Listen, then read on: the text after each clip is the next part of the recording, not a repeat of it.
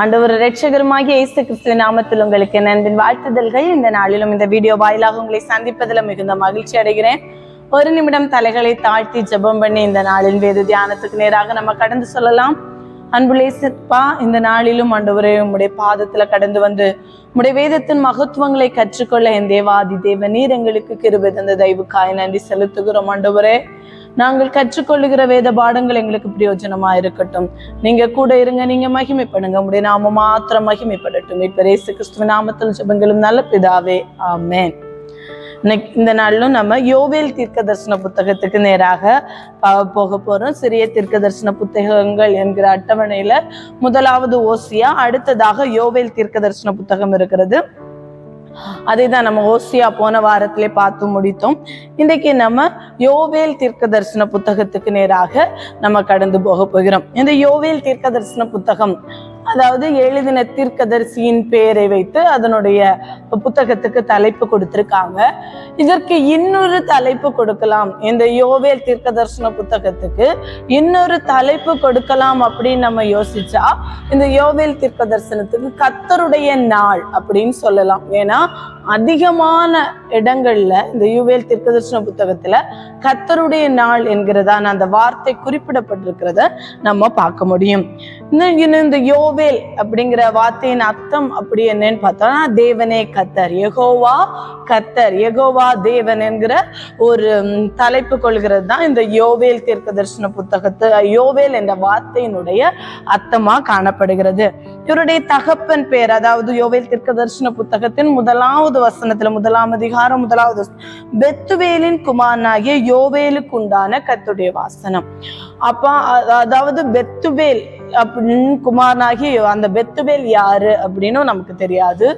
இந்த யோவேல் யாரு அப்படிங்கிறதும் நமக்கு தெரியாது. இவரை பத்தின ஒரு பெரிய ஒரு இன்ட்ரோடக்ஷன் நமக்கு இந்த வேதத்திலேயோ மற்ற இடங்கள்லயோ எங்குமே குறிப்பிடப்படவில்லை.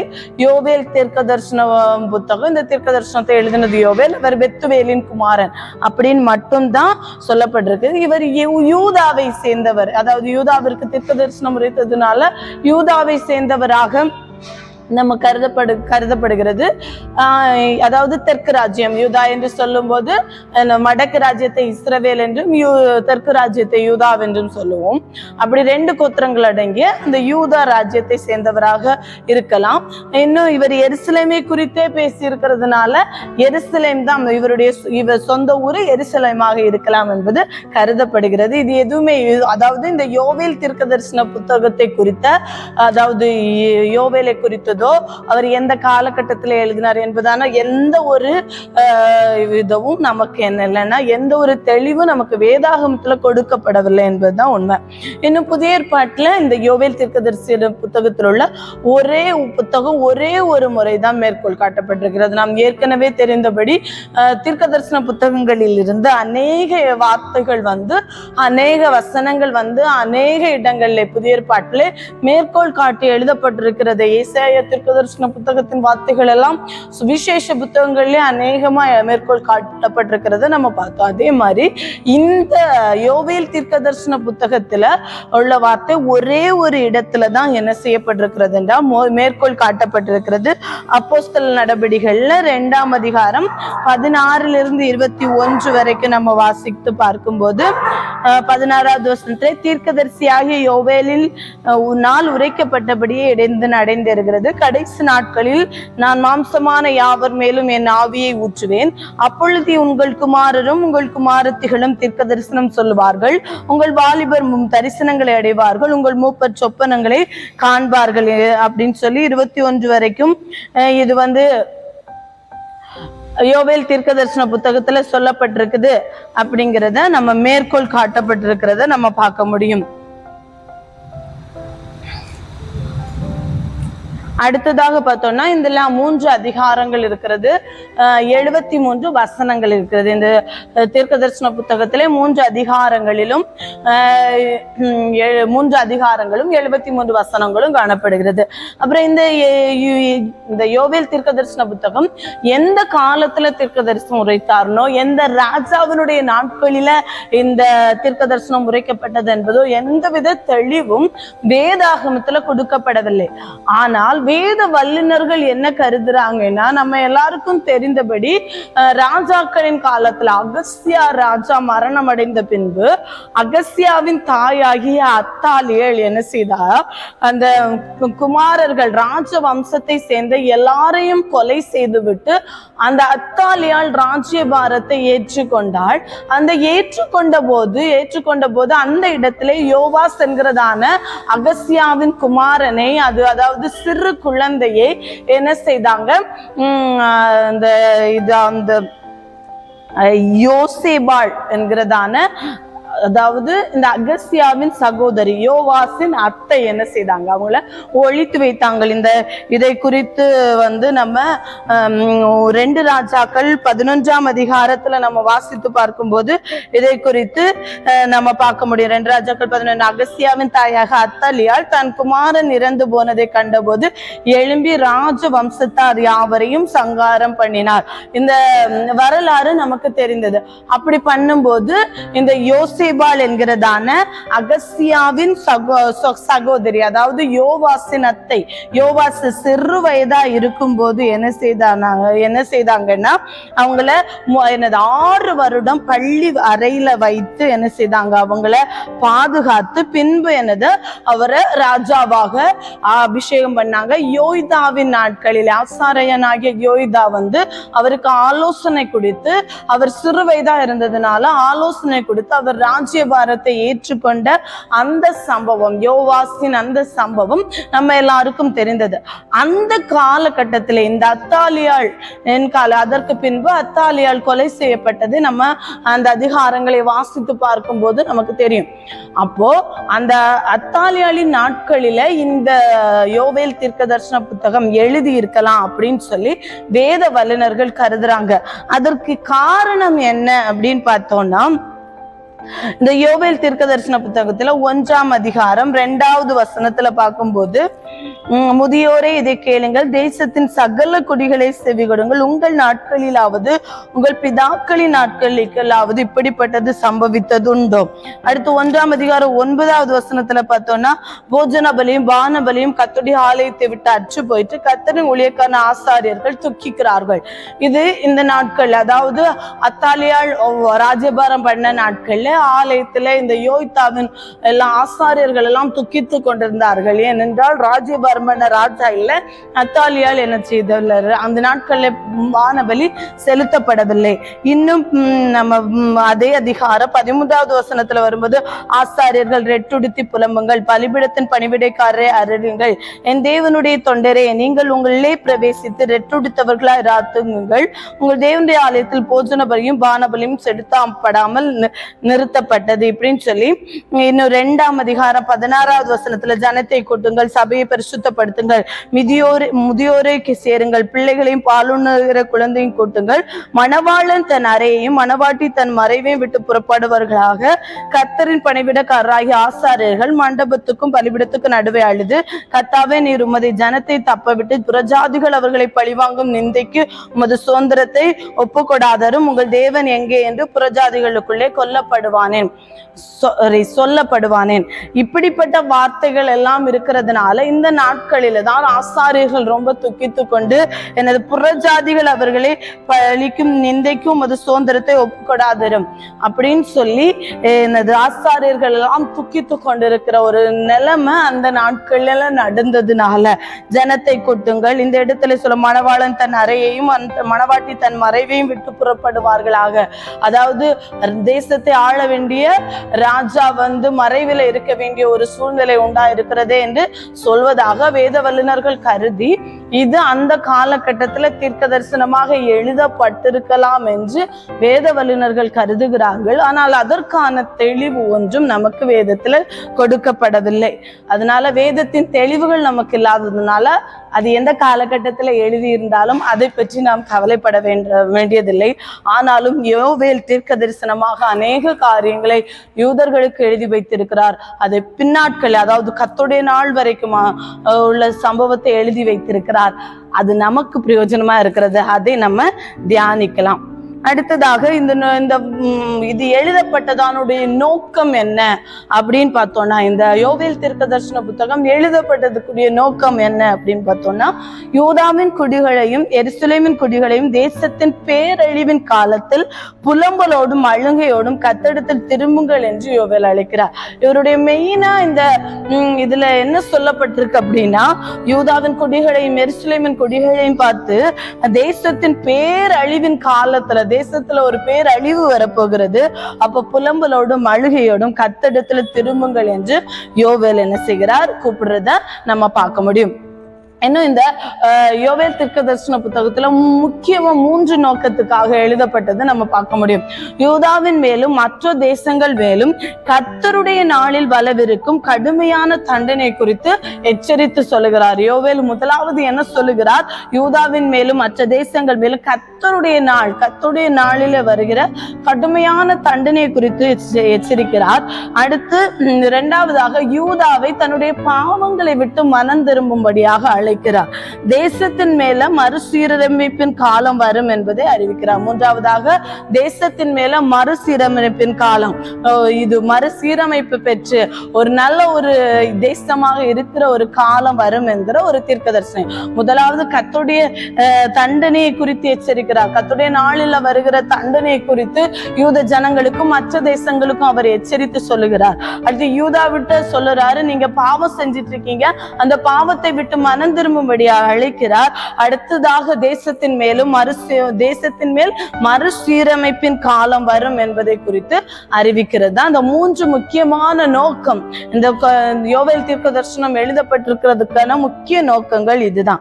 இன்னும் இந்த தீர்க்க தரிசன புத்தகத்துல சொல்லப்பட்டிருக்கிறது என்ன அப்படின்னு பார்த்தோம்னா, வெட்டுக்கிளிகள் திராட்சை செடிகளை தானிய விளைச்சலையும் தின்று போட்டன, அதனால் ஆலயத்தில் பலி செலுத்த முடியவில்லை. அதாவது தானிய விளைச்சல் எதுவும் இல்லாததுனால வெட்டுக்கிளிகள் தானியத்தையும் அதன் விளைச்சல்களையும் பயிர்களை எல்லாவற்றையும் என்ன செய்து விட்டது, அழித்து போட்டது. அதனால ஆலயத்துல பலி செலுத்த விட முடியவில்லை என்பதை குறித்து சொல்லுகிறார். இன்னும் இஸ்ரவேல், அதாவது இந்த தீர்க்க தரிசன புத்தகத்துல, மற்ற தீர்க்க தரிசன புத்தகத்துல எல்லாம் விக்கிரக ஆராதனை செய்தாங்க, விபச்சாரம் செய்தாங்க அப்படின்னு சொல்லி தேசத்துல ஜனங்கள் செய்த பாவத்தை குறித்து சொல்லப்பட்டிருக்கும். எல்லா தீர்க்க தரிசன புத்தகங்களை நம்ம ஆராயும் போது விபச்சாரிகள், என் ஜனங்கள் விபச்சாரம் செய்தாங்க, என் ஜனங்கள் அந்நிய தேவர்களை சேவித்தார்கள் சொல்லி ஆண்டவருடைய மனக்குமரல் சொல்லப்பட்டிருக்கும். ஆனால் இந்த யோவேல் தீர்க்க தரிசன புத்தகத்துல என்னன்னா, இஸ்ரவேல் ஜனங்கள் என்ன பாவம் செஞ்சாங்கன்னு குறிப்பிடப்பட்டவில்லை, ஆனா அவங்க நடந்து கொண்ட செய்கைகள் பாவத்துக்குரியதா இருந்தது மட்டும் நம்ம என்ன செய்ய முடியும், புரிஞ்சு கொள்ள முடியும். அவங்க இந்த பாவத்தை தான் செஞ்சாங்க, இதைதான் செஞ்சாங்க அப்படின்னு சொல்லி இந்த எந்த பாவத்தை குறித்தும் அந்த இடத்துல இந்த தீர்க்க தரிசன புத்தகத்துல சொல்லப்படவில்லை. ஆனால் அவர்கள் செய்தவைகள், அவர்கள் செய்த நடந்த நடத்தைகள் பாவத்துக்குரியதாய் காணப்பட்டது என்பதை நம்ம இந்த யோவேல் தீர்க்க தரிசன புத்தகத்தை வாசிக்கும் போது புரிந்து கொள்ள முடியும். அடுத்ததாக இந்த யோவேல் தீர்க்க தரிசனத்துல முக்கியமா சொல்லப்பட்டிருக்கிற காரணம், தேவன் ஒரு நாளில எல்லா தீமைகளையும் அகற்றி, இந்த யோவேல் அதாவது யூத ஜனங்கள் செய்த எல்லா தீமைகளையும் அகற்றி அவர்களை ஒரு புதிய சிருஷ்டியா உருவாக்குவார் அப்படிங்கிறதுல எந்த சந்தேகமும் இல்லை என்பதை நம்ம யோவேல் தீர்க்க 3 அதிகாரங்கள் தான், ஆனால் அதுல நிறைய விஷயங்களை இந்த யோவேல் தீர்க்கதரிசி எழுதி வைத்திருக்கிறதை பார்க்க முடியும். இன்னும் ஆனாலும் ஆண்டவர் ஒரு நாள்ல மறுசீரமைப்பை கொண்டு யூதாவை ஒரு புது சிருஷ்டியா நிறுத்துவார். இருந்தாலும் இந்த அழிவின் நாட்களிலும் அவரை நம்பி இருந்து அவரை விட்டு விடாத அவருக்காய் நிற்கிற ஜனங்களுக்கு அவர் பாதுகாப்பை அளிப்பார் என்பதுதான் எல்லா தீர்க்க தரிசன புத்தகங்களிலும் சொல்லப்படுகிற ஒரு காரியம். அதாவது ஜனங்கள் முழுவதும் பாவம் செய்கிறாங்க, பாவத்துக்கு தண்டனை உண்டு. தண்டனை வரும்போது அவரை நம்பி இருக்கிற ஒரு கூட்டம் அந்த இடத்துல இருக்கும்போது அவர்களை அவர் காப்பார். அதுதான் உண்மை. உலகத்துல எவ்வளவு பாவங்கள் நடந்து கொண்டிருந்தாலும், உலகம் பாவத்துக்குள்ளாக இருந்தாலும், நாம் அவற்றை விட்டு அவருக்காக நிற்கும் போது அவர் நம்மை பாதுகாப்பார் என்பதுல எந்த சந்தேகமும் இல்லை. அதை தான் இந்த யோவேலும் சொல்லப்பட்டிருக்கிறதை நம்ம பார்க்க முடியும். இப்போ 1ஆம் அதிகாரத்துக்கு நேராய் கடந்து வரும்போது, யோவேல் தீர்க்க தரிசன புத்தகத்தின் 1ஆம் அதிகாரத்துக்கு நேராய் கடந்து வரும்போது பெத்துவேலின் குமாரனாகிய யோவேலுக்கு உண்டான கர்த்தருடைய வசனம். இது பெத்துவேலின் குமாரனாகிய யோவேலுக்கு உண்டான கர்த்தருடைய வசனம். ஏற்கனவே சொன்னேன், யோவேலுடைய தகப்பன் பெத்துவேல். அவர் யாரு, எந்த கோத்திரத்தை சேர்ந்தவர், எங்க இருந்தார், எந்த கதையும் நமக்கு தெரியாது. ஆனால் பெத்துவேலின் அதாவது யோவேலின் தகப்பன் பெத்துவேல் அப்படிங்கிறது மட்டும் தெரியும். அவர் என்ன சொல்லுகிறார் 2வது வசனத்திலே, முதியோரே இதை கேளுங்கள், தேசத்தின் சகல குடிகளை செவி கொடுங்கள், உங்கள் நாட்களிலாவது உங்கள் பிதாக்களின் நாட்களிலாவது இப்படிப்பட்டது சம்பவித்ததுண்டோ? முதியோரை பார்த்து கேட்கிறார், முதியோரே இதை கேளுங்கள், தேசத்தின் சகல குடிகளே இதை கேளுங்க, நான் சொல்றதை கேளுங்க. உங்க நாட்களிலா அதே இல்ல, இதற்கு முந்தின நாட்கள் உங்கள் பிதாக்கள் இப்படி நடந்தது. நம்ம ஏற்கனவே சொல்லுவோம்ல, இத்தனை வருஷம் காலத்துல இப்படி ஒண்ணு நடந்ததுன்னு நம்ம கேள்விப்பட்டதே இல்லை. அப்படிப்பட்ட காரியங்கள் எல்லாம் இன்றைக்கு நடந்து கொண்டிருக்கேன்னு நம்ம தேசத்தை கொஞ்சம் அலசி கொஞ்சம் பிராடா நம்ம யோசிச்சு பார்க்கும்போது, என்னப்பா இப்படி இருக்கு, இத்தனை பாவங்களா, இத்தனை கிரியைகளா, இத்தனை வருஷம் நம்ம வாழ்ந்திருக்கோம், நம்ம அம்மா அப்பா வாழ்ந்திருக்காங்க, தாத்தா பாட்டிங்க வாழ்ந்திருக்காங்க, இப்படி ஒண்ணு நடந்ததா கேள்விப்பட்டதே இல்லையே. அப்படிப்பட்ட சம்பவங்கள் எல்லாம் நம்முடைய தேசத்துல நடந்து கொண்டிருக்குது அப்படின்னு நம்ம யோசிப்போம்ல.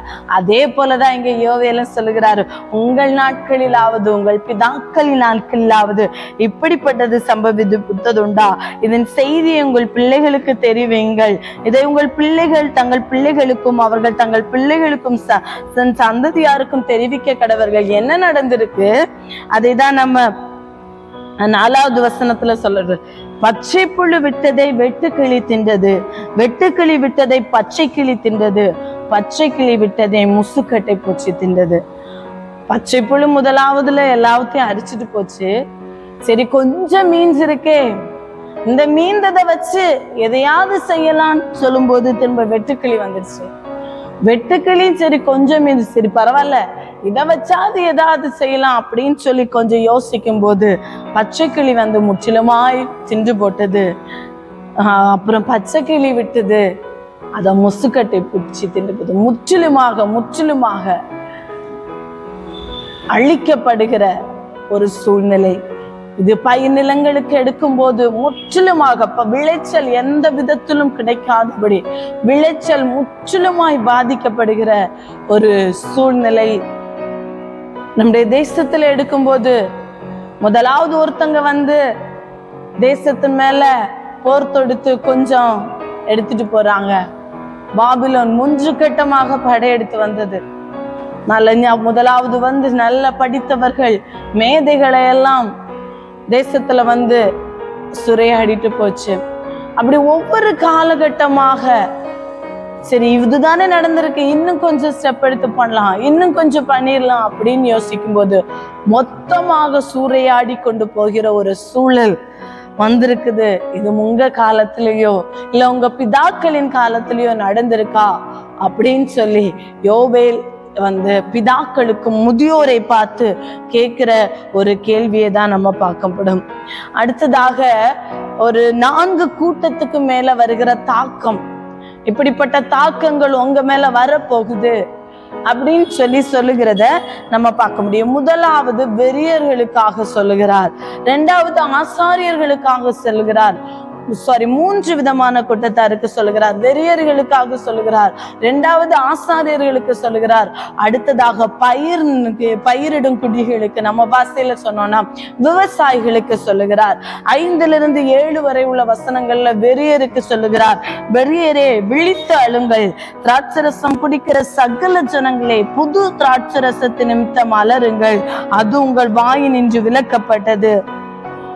எண்ண முடியாத ஒரு பலத்த ஜாதி என் தேசத்தின் மேல் வருகிறது, அதன் பற்கள் சிங்கத்தின் பற்கள், துஷ்ட சிங்கத்தின் கடவாய் பற்கள் அதற்கொண்டு அது என் திராட்சை செடியை அழித்து என் அத்திமரத்தை உரிந்து அதன் பட்டையை முற்றிலும் தின்று போட்டது, அதன் கிளைகள் வெண்மையாயிற்று. வெறியரே, இன்றைக்கு குடித்து வெறித்து இருக்கிற வெறியரே, உங்களுக்கு இனி திராட்சரசம் கிடைக்காது. அந்த திராட்சரசத்துக்காக அலறுவீங்க, உங்கள் வாயினின்று விலக்கப்பட்டது. எண்ண முடியாத ஒரு பலத்த ஜாதி வந்து அது சிங்கத்துக்கு ஒரு பான பற்கள் உள்ள ஒன்று வந்து அது என் திராட்சை செடியை அழித்து என் அத்திமரத்தை உரிந்து போடுகிற ஒரு காலம் வரும். அதனால வெறியரை விழித்து அழுங்கள் அப்படின்னு சொல்லி வெறியர்களுக்கு ஆண்டவர், வெறியர்கள் மேல் வரும் தாக்கமாக ஆண்டவர் சொல்லுகிறார். அடுத்ததாக 8 10 வரை உள்ள வசனங்களும் 15 16 வரை உள்ள வசனங்களும் ஆண்டவர் ஆசாரியர்களுக்கு சொல்லுகிறதை பார்க்க முடியும். தன் பாலிய வயதின் புருஷனுக்காக ரெட்டுடுத்தி இருக்கிற பெண்ணை போல புலம்பு, போஜன பலியும் பான பலியும் கர்த்தருடைய ஆலயத்தை விட்டு அற்று போயிற்று. கர்த்தரின் ஊழியக்காரராகிய ஆசாரியர்கள் துக்கிக்கிறார்கள். வயல்வெளி பாழாயிற்று, பூமி துக்கம் கொண்டாடுகிறது, விளைச்சல் அழிக்கப்பட்டது, புது திராட்சரசம் வற்றி போயிற்று, எண்ணெய் மாண்டு போயிற்று. இந்த இடத்துல ஆண்டவர் ஆசாரியர்களுக்கு சொல்லுகிறார், ஆசாரியர்களை பார்த்து சொல்லுகிறார், தன் பாலிய வயதின் புருஷனுக்காக ரெட்டுடுத்தி இருக்கிற பெண்ணை போல புலம்பு. தன் பாலிய வயதின் புருஷனுக்காக எப்படி ரெட்டுடுத்தி உட்கார்ந்திருப்பாங்களோ அப்படிப்பட்ட ஒரு பெண் எப்படி தன் பாலிய வயதுல இளம் வயதுல புருஷனை இழந்தால் எப்படி அழுவாளோ, எப்படி கதறுவாளோ, அதே போல கதறுங்க. ஏன்னா போஜன பலியும் பான பலியும் கர்த்தருடைய ஆலயத்தை விட்டு அற்று போயிடுச்சு, வயல்வெளி பாழாகி போயிடுச்சு, பூமி துக்கம் கொண்ட விளைச்சல புத்து திராட்சரசம் வற்றி போயிடுச்சு, ஆண்டவருக்காக வார்க்கப்படுகிற எண்ணெய் மாண்டு போயிடுச்சு. இன்றைக்கு ஆலயத்துல குத்து விளக்கு ஏற்றுகிறதற்கு எண்ணெய் இல்லாத ஒரு சூழ்நிலை வரப்போகிறது என்பதை ஆண்டவர் ஆசாரியர்களுக்கு சொல்லுகிறார். 13 16 வரைக்கும் திரும்பவும் ஆசாரியர்களுக்கு சொல்லுகிறார், ஆசாரியர்களே ரெட்டுடுத்தி புலம்புங்கள், பலிபீடத்தின் பணிவிடைக்காரரை அலறுங்கள், என் தேவனுடைய தொண்டரே நீங்கள் உள்ளே பிரவேசித்து ரெட்டுடுத்தவர்களாய் ராத்தங்குங்கள். உங்கள் தேவனுடைய ஆலயத்தில் போஜன பலியும் பான பலியும் செலுத்தாமல் நிறுத்தப்பட்டது. பரிசுத்த உபவாச நாளை நேமிங்கள், விசேஷித்த ஆசரிப்பை கூறுங்கள். மூப்பரையும் தேசத்தின் எல்லா குடிகளையும் உங்கள் தேசத்தில் உங்கள் தேவனாகிய கர்த்தரின் ஆலயத்திலே கூடி வர செய்து கர்த்தரை நோக்கி கூப்பிடுங்கள். அந்த நாள் நிமித்தம் ஐயோ, கர்த்தருடைய நாள் சமீபமாயிருக்கிறது, அது சங்காரம் போல சர்வ வல்லவிடத்திலிருந்து வருகிறது. நம்முடைய கண்களை விட்டு ஆகாரமும் நம்முடைய தேவனுடைய ஆலயத்தை விட்டு சந்தோஷமும் மகிழ்ச்சியும் நீக்கப்படவில்லையோ? கர்த்தருடைய நாள் வருகிறது, அது சங்காரம் போல, அது சர்வ வல்லவரிடத்திலிருந்து வருகிறது, அது சங்காரம் போல வருகிறது. அது யாரிடத்திலிருந்து வருகிறது? சர்வ வல்லவரிடத்திலிருந்து வருகிறது. அப்ப என்ன நடக்கும்? நம்முடைய கண்களை விட்டு ஆகாரம் விடுபட்டு போயிடும். நம்முடைய தேவனுடைய ஆலயத்தை விட்டு சந்தோஷம் மகிழ்ச்சியும் நீக்கப்படும். அதனால ஆசாரியர்களை பார்த்து ரெட்டுடுத்தி புலம்புங்கள், பலிபீடத்தின் பணிவிடைக்காரரை அலறுங்கள் அப்படின்னு சொல்லி ஆண்டவர் சொல்லுகிறார். பரிசுத்த உபவாச நாளை நேமிங்கள் என்று ஆண்டவர் இந்த ஆசாரியர்களுக்கு சொல்லுகிறதை பார்க்க முடியும். ஒரு கர்த்தருடைய நாள், ஒரு சங்காரம் வரப்போகிறது. அன்றைக்கு ஆகாரத்தை பார்க்க முடியாது, சந்தோஷத்தையும் மகிழ்ச்சியும் பார்க்க முடியாது. அப்படிப்பட்ட நாள் வருகிறதற்கு முன்பாக ரெட்டுடுத்தி ஆண்டவருடைய சமூகத்திலே அழுது புலம்ப வேண்டிய ஒரு நாளுக்காக ஆண்டவர் சொல்லுகிறதை நம்ம பார்க்க முடியும்.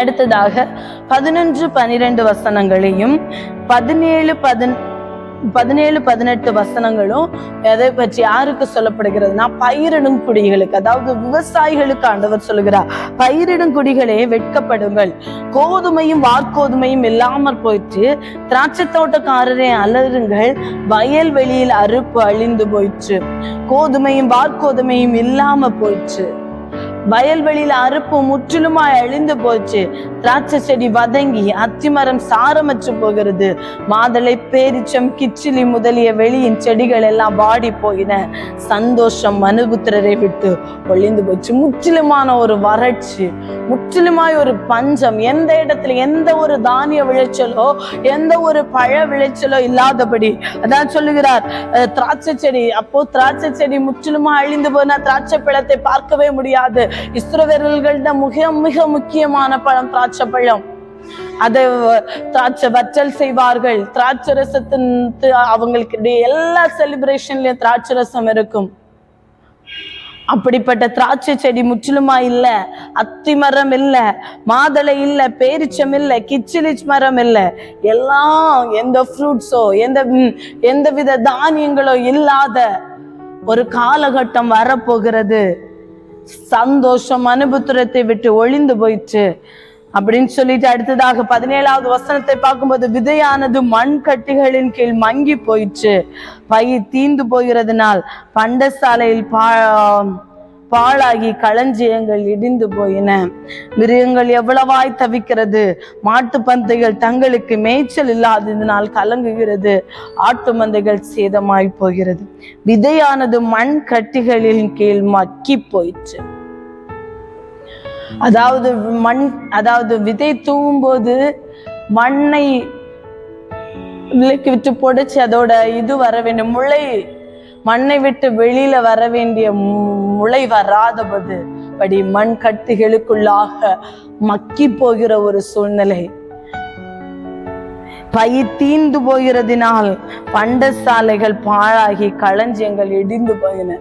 பண்டசாலைக்குள்ள வைக்கிறதுக்கு தானியங்களோ எந்த வித காரியங்களும் இல்லாததுனால அது பாழாய் போய் இன்றைக்கு இடிந்து போகிற ஒரு சூழலுக்கு நேராக பண்டசாலைகள் மாறி போயிடுச்சுன.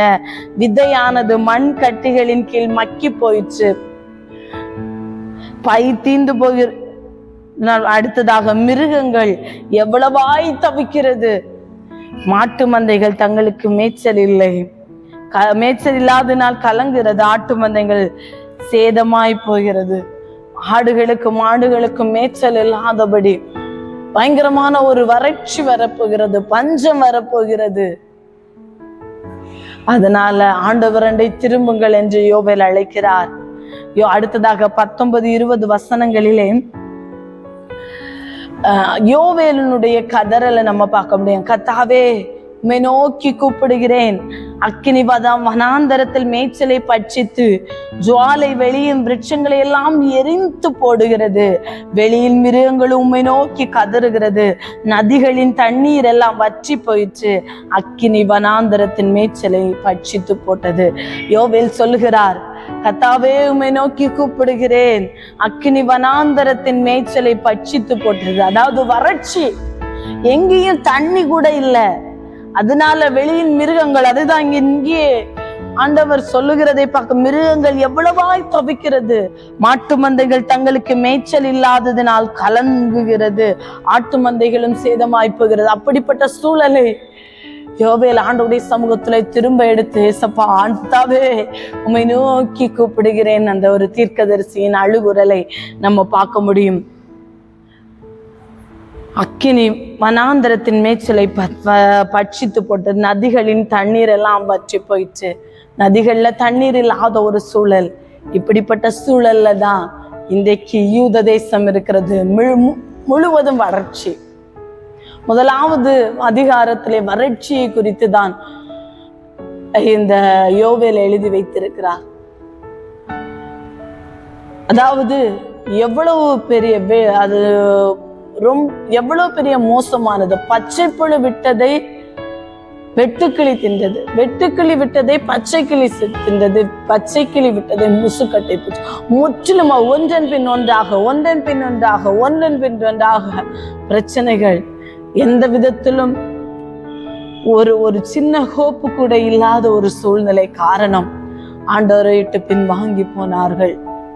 என்ன பாவம் செய்தார்கள் என்று யோவேல் குறிப்பிடவில்லை, ஆனால் அவர்கள் நடத்தைகள் முழுவதுமே ஆண்டவருக்கு பிரியமில்லாமல் காணப்பட்டது என்பதை தான் நம்ம பார்க்க முடியும். அது எதுவாக இருந்தால், ஆண்டவருக்கு பிரியமில்லாத எதுவாக இருந்தாலும் அதை விட்டு ஆண்டுடைய சமூகத்துக்கு திரும்ப இன்றைக்கு ஒரு காலம் நமக்கு கொடுக்கப்பட்டிருக்கிறது. கர்த்தருடைய நாள் அது வெகு சீக்கிரமாய் வருக போகிறது. அது சங்காரம், அது மகா பெரிய சங்காரம். ஆண்டுடைய வருகை நாளிலே கைவிடப்படுவோம் என்றால் நம்மளால கண்டிப்பாக 666 முத்திரையை நாம் தரிக்காமல் இருந்தால் நம்மளால வாங்கவோ விற்கவோ முடியாது. அந்த முத்திரையை நம்ம தரித்து விட்டோம் என்றால் அந்த ஆண்டுடைய ராஜ்யத்துக்குள்ளாம நம்ம பிரவேசிக்கவே முடியாது. அது சர்வ வல்லவரிடத்திலிருந்து வருகிறது. அது வரும்போது ஆகாரம் நம்முடைய கண்களுக்கு இல்லாமற் போயிடும். சந்தோஷமும் மகிழ்ச்சியும் ஆலயத்துல இல்லாமல் போயிடும். அப்படிப்பட்ட நாள் வருகிறதற்கு முன்பாக நாம் மனம் திரும்ப ஆண்டவர் நமக்கு கிருபை தருவாராக. கண்களை மூடி ஜெபிக்கலாமாம். அன்புள்ள இயேசப்பா, ஆண்டவரே, உம்முடைய நாள் ஆண்டவரே மகா சங்காரம் வருகிறதற்கு முன்பாக ஆண்டவரே நாங்கள் மனம் திரும்பி உம்முடைய ராஜ்யத்துக்கு அவகாசிகளாய் மாற எங்களுக்கு கிருபை தாங்கப்பா. ஒன்றன் பின் ஒன்றாக வருகிற எல்லா பிரச்சனைகளுக்கும் காரணம் நாங்கள் உம்மை விட்டு பின்வாங்கி போன காரியம்தான் என்பதை ஆண்டவரை புரிந்து கொண்டு உம்மண்டை திரும்ப எங்களுக்கு கிருபை தாங்க ஆண்டவரே. அப்பா, நீங்க கிரியை செய்யுங்க. உம்முடைய நாம மாத்திரம் மகிமைப்படட்டும். மீட்பர் இயேசு கிறிஸ்துவின் நாமத்தில் ஜெபம் கேளும் நல்ல பிதாவே. ஆமென். ஆமென். Thank you.